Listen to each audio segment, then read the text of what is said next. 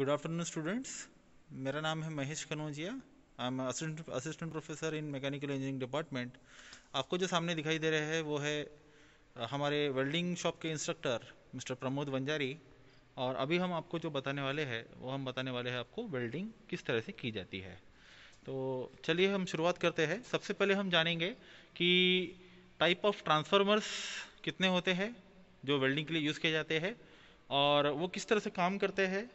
ठीक है, तो हमें ये दिख रहा है यहाँ पे, ये हमारा एमएसीपी की तरफ से आया हुआ सप्लाई पॉइंट है और इस सप्लाई पॉइंट को हम लोग कनेक्ट करते हैं थ्रू दी वायर्स और केबल्स इन दी ट्रांसफार्मर। ठीक है, जब हम ट्रांसफार्मर में देखते हैं तो हमने यहाँ पे देखिए ट्रांसफार्मर को ओपन करके रखा है। आपको जो पॉइंट्स दिख रहे हैं अभी यहाँ पे, ये पॉइंट्स जो होते हैं ये एसी सप्लाई को इन करने के लिए होते हैं ट्रांसफार्मर में। ठीक है, और आपको ये जो प्लेट्स दिख रही है बीच में, ठीक है, ये प्लेट्स जो है ये ट्रांसफार्मर की प्लेट्स है। अब यहाँ पे आपके दो टाइप के ट्रांसफार्मर्स होते हैं, एक होता है स्टेप अप ट्रांसफार्मर और एक होता है स्टेप डाउन ट्रांसफार्मर। इसमें भी और दो टाइप्स होते हैं, एक होता है ऑयल कूल्ड ट्रांसफार्मर और एक होता है एयर कूल्ड ट्रांसफार्मर। तो यहाँ पे आपको जो दिख रहा है ये दिख रहा है आपको ऑयल कूल्ड ट्रांसफार्मर। देखिए यहाँ पे अंदर में आपको जो दिख रहा है ये ऑयल है और इसके बीच में आपने क्या किया है, ट्रांसफार्मर को रखा हुआ है। ठीक है, अब ये ऑयल क्या करता है, जब आप वेल्डिंग प्रोसेस करते हैं हाई वोल्टेज पे अगर आप वेल्डिंग करते हैं तो ट्रांसफार्मर में से जो हीट निकलती है वो हीट को एब्जॉर्ब करने के लिए ये ऑयल होता है।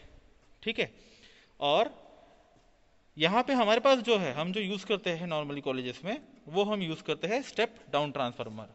तो एसी सप्लाई जो हमारा आ रहा था उसको हमने कन्वर्ट किया डीसी सप्लाई में with the help of transformer. तो आपको यहाँ पे जो वायर्स दिख रहे हैं अब ये हमारे आउटपुट के वायर्स है ट्रांसफार्मर से आए हुए। और यहाँ पे देखिए ये हमारे आउटपुट पोर्ट्स दिए हुए हैं यहाँ पे। अब ये जो आउटपुट पोर्ट्स होते हैं ये अलग अलग तरीके से होते हैं, ये हम देखेंगे अभी थोड़ी देर में कि क्या क्या रेंज में दिए हुए रहते हैं।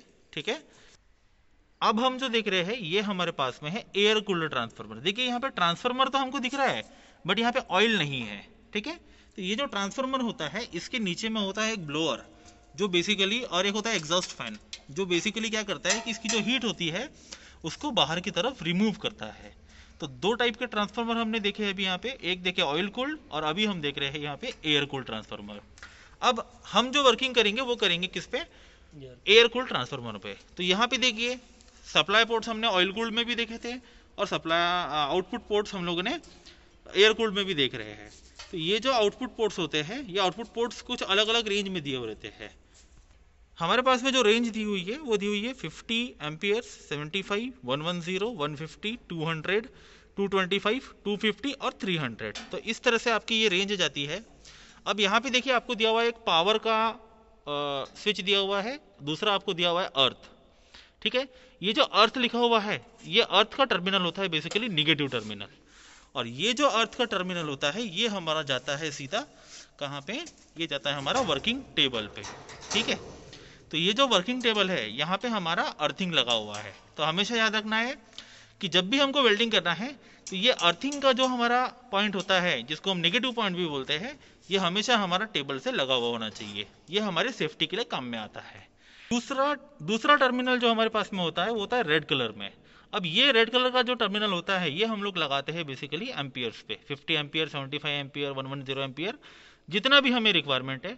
और ये वाला जो रेड कलर का टर्मिनल होता है इसको हम बोलते हैं पॉजिटिव टर्मिनल, और ये पॉजिटिव टर्मिनल हमारा कनेक्ट होता है डायरेक्टली जाके होल्डर पे। ठीक है, तो होल्डर पे आपको दिख रहा है यहाँ पे रेड कलर का वायर कनेक्टेड हो गया है। तो इसका मतलब दो तरीके के टर्मिनल्स हमको यूज करने हैं, एक पॉजिटिव टर्मिनल और एक निगेटिव टर्मिनल। अब जब हम इसमें वेल्डिंग रॉड को अटैच करेंगे तो वेल्डिंग रॉड में देखिए कंप्लीट वेल्डिंग रॉड में सिर्फ एक छोटा सा ऐसा पोर्शन होता है जो कि कोटेड नहीं होता है, एक छोटा सा पोर्शन होता है जो कोटेड नहीं होता है। इसी जगह पे आपको क्या करना है, होल्डर को अटैच करना है, क्योंकि अगर आपने होल्डर में वेल्डिंग रॉड को अटैच करते वक्त कोटिंग वाले मटेरियल पे अटैच कर दिया तो करंट ट्रांसफर नहीं होता है। ठीक है, इसीलिए आपको क्या करना है कि जहाँ पे कोटिंग नहीं है उसी जगह पे होल्डर को फिक्स करना है। ठीक है, अब हम आते हैं वेल्डिंग प्रोसेस पे। अब हम देखेंगे कि वेल्डिंग किस तरह से की जाती है, बट वेल्डिंग करने के पहले हमें हैंड ग्लोव्स पहनना ज़रूरी है।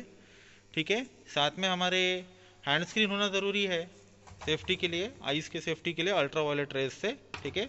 और जब भी आप वेल्डिंग करते हो तो वेल्डिंग करने के पहले आपको जॉब को सेट करना पड़ता है अकॉर्डिंग टू योर मार्किंग और डायमेंशंस। तो सबसे पहले हम क्या करेंगे, जॉब को सेट कर लेंगे, ठीक है। और सेट करते वक्त आपको ये चीज़ ज़रा रखना है कि वहाँ पे आपको रनिंग वेल्डिंग नहीं करना है, सिर्फ टैक वेल्डिंग ही करना है, ठीक है। तो टैक वेल्डिंग के थ्रू आपने क्या किया, जॉब को सेट कर दिया। देखिए एक ही स्पॉट हमने यहाँ पे किया हुआ है, इसी स्पॉट के थ्रू हम लोग करने वाले हैं। दूसरी चीज़ आपको एक चीज़ और ध्यान रखना है कि ये जो आप मेजरमेंट आपने लिया हुआ है ये आपको चेक करना है ट्राई स्क्वायर से कि वो एग्जैक्टली 90 डिग्री पे है या नहीं है, ठीक है। हमारा वेल्डिंग प्रोसेस आपको दिख रहा है यहाँ पे। अभी हमने टैग तो कर लिया है, वेल्डिंग स्क्रीन का सपोर्ट हम लोग लेंगे, हैंड ग्लोव्स का सपोर्ट लेंगे और हम हमारी जॉब पे कंटिन्यू वेल्डिंग करेंगे, ठीक है। कंटिन्यू वेल्डिंग देखने के लिए आपको हैंड स्क्रीन का यूज़ करना है जिसमें आपका ब्लैक कलर का ग्लास लगा हुआ होता है, ठीक है। अल्ट्रा वायलेट रेस से बचाने के लिए आपको ये हैंड स्क्रीन का यूज़ करना है, ठीक है, जिसकी वजह से आपके आई को प्रोटेक्शन मिलता है। देखते हैं हम लोग वेल्डिंग किस तरह से होता है कंटिन्यू वेल्डिंग। जब भी कंटिन्यू वेल्डिंग होगा तो स्पार्क निकलते ही रहेगा, ये आपको ध्यान रखना है। कंटिन्यू वेल्डिंग में हमेशा स्पार्किंग होते रहती है और जहाँ पे स्पॉट वेल्डिंग होती है वहाँ पे क्या होता है,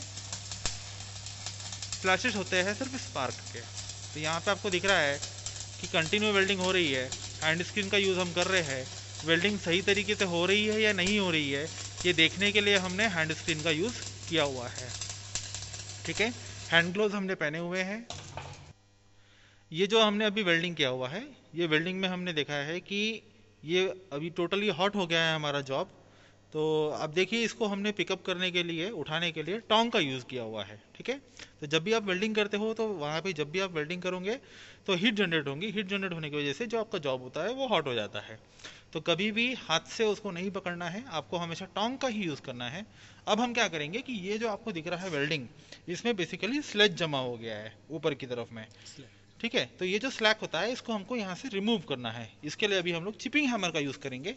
अभी देखिए हमारे हाथ में चिपिंग हैमर है और हम धीरे धीरे उस एज पे हैमरिंग करेंगे जिस वजह से हमारा स्लेज या स्लैक जिसको हम बोलते हैं वो निकलते जाएगा और हमको एक्चुअल फिलर मटेरियल वहाँ पे दिख जाएगा कि किस तरह से ये हमारा वेल्डिंग हुआ है। देखिए हमने धीरे धीरे उसको हैमरिंग किया हुआ है। हैमरिंग करने के बाद हमने थोड़ा सा ब्रशिंग किए हैं और अब हम उसको ब्रश से साफ कर देंगे ताकि वहाँ पे जितना भी स्लैक है वो पूरा क्लीन हो जाए। देखिए यहाँ पे हमारा जो वेल्डिंग है वो टोटली क्लीन हो चुका है, दिख रहा है। तो इस तरह से हमारा वेल्डिंग का प्रोसेस कंप्लीट होता है, ठीक है। तो हमेशा टोंग का ही यूज़ करना याद रखिए क्योंकि मटेरियल बहुत हॉट होता है, ठीक है। और जब भी आपका कंप्लीट प्रोसेस हो जाता है, जॉब बन जाता है, तो आपको क्या करना है, आपको हैंड वॉश करना है। हैंड वॉश करने के बाद आप लोगों को जॉब को सेफ जगह पे रख देना है।